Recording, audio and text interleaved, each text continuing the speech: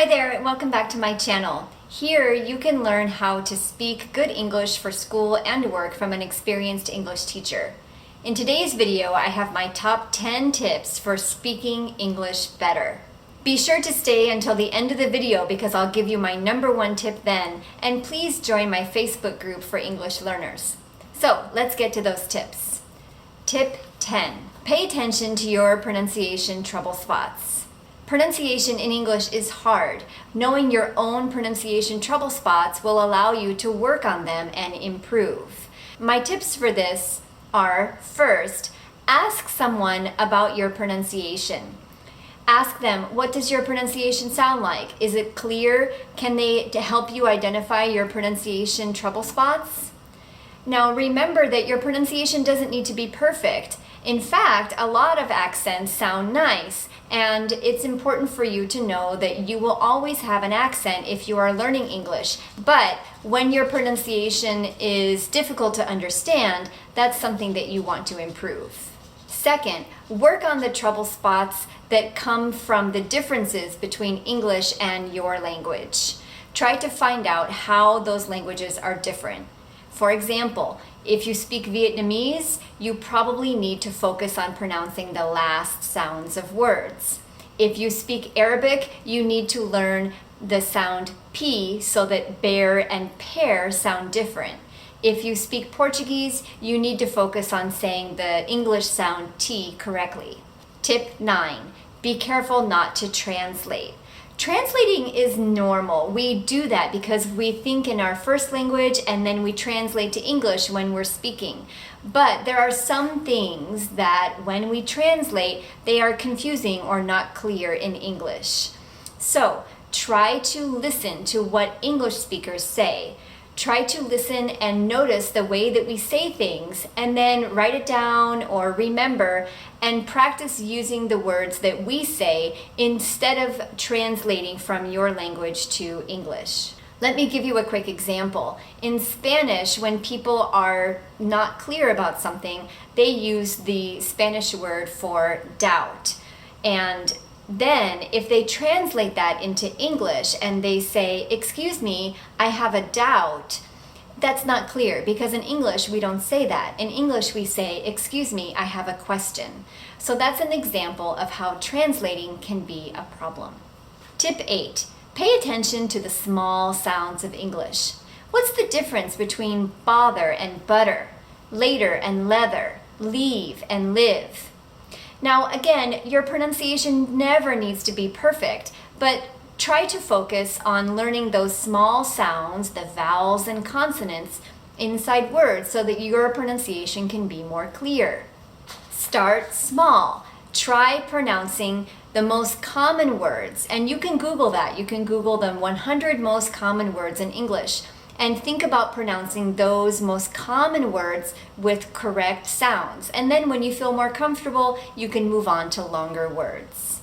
Tip 7. Use good body language. Body language is the way that we move our bodies when we're speaking. Pay attention to how English speakers use body language, how they use their hands, how much space they leave between people when they're speaking. Do they use facial expressions? The most important one is space. How much space do people leave between one another when they're speaking?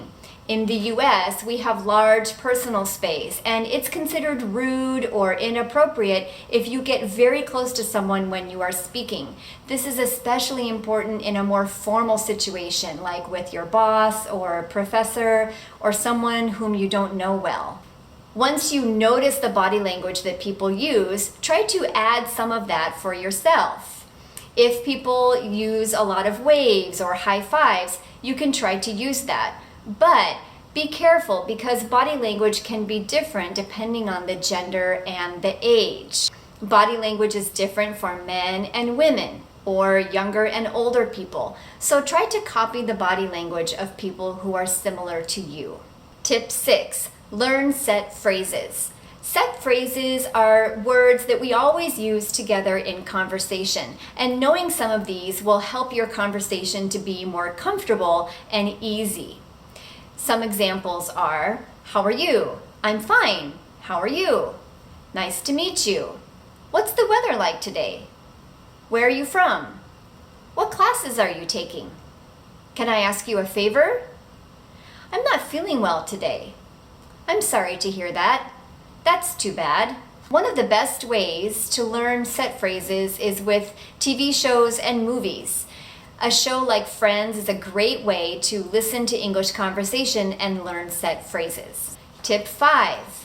Learn English intonation. Intonation is the way that the voice goes up and down when we speak. And this can be hard if your language doesn't use a lot of intonation. But in English, intonation is important because we like the way that it sounds. For us, when the voice goes up and down, it sounds nice and it makes the conversation more interesting. To improve your intonation, start with a sound like ah, and practice saying it high and low, like the high and low notes on a piano. Ah, ah, ah, ah. Then start with words and notice the word stress. For example, in the word wedding, we go up and then down because the word stress is on the first syllable. Wedding. How about university? We don't say university, we say university. Next, listen to English conversation and copy the intonation. Notice which words are stronger and higher, and practice saying them. How are you? Nice to meet you. Tip 4. Use correct verb tenses. One of the most common mistakes that I notice is mistakes in verb tenses, especially past tense. This is because when you're speaking, your brain is doing a lot of work. But verb tenses in English are important because they tell when something happened.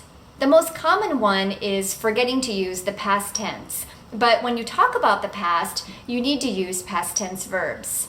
You can practice this at home. Think of something that happened when you were a child and practice telling the story to yourself, and make sure that you use past tense verbs the whole time. Now, when you're speaking to someone, if you notice that you make a mistake in verb tenses, don't worry about it. Just continue with the correct verb tense the next time. Tip 3. Pay attention to pronouns. Basically, there are 2 types of mistakes that I see. Number 1, people make mistakes with switching he and she. This is very confusing for the listener, so please be careful not to do this. Practice pronouncing he and she clearly so that when you're having a conversation, you can say them easily. Number 2, another common mistake I hear is using he and she for things. In English, we use he and she only for people and pets. So that means that when you're talking about a thing, you must use the pronoun it. Tip 2. Learn to use and answer negative questions. Negative questions are super common in English, but it's also common for English learners to make mistakes in them. Here's an example that I saw on TV recently. An American woman was traveling in India and she wanted to stay in a hotel for the night. When she got to the hotel, the young man who was working there told her that there were no rooms. So she wanted to make sure that she understood, and she asked, "There are no rooms for the night?" And he answered yes. So now she didn't understand, yes, there are rooms, or no, there are no rooms. The problem here is that he should have answered no. If negative questions are new for you, check out this video to learn more. And finally, my most important and probably easiest tip is show confidence in being yourself. The best thing that you can do to have a successful conversation in English is to be yourself. It will feel more natural and easy, and the other person will appreciate knowing you better.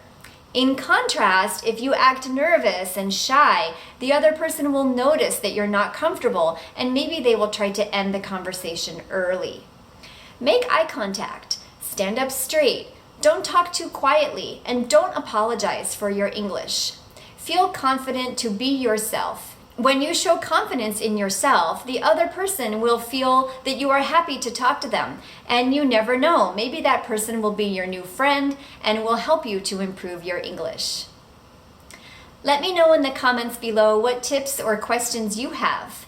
And please subscribe, share this video with your friends, and don't forget to join my free Facebook group. Thanks so much, and see you soon.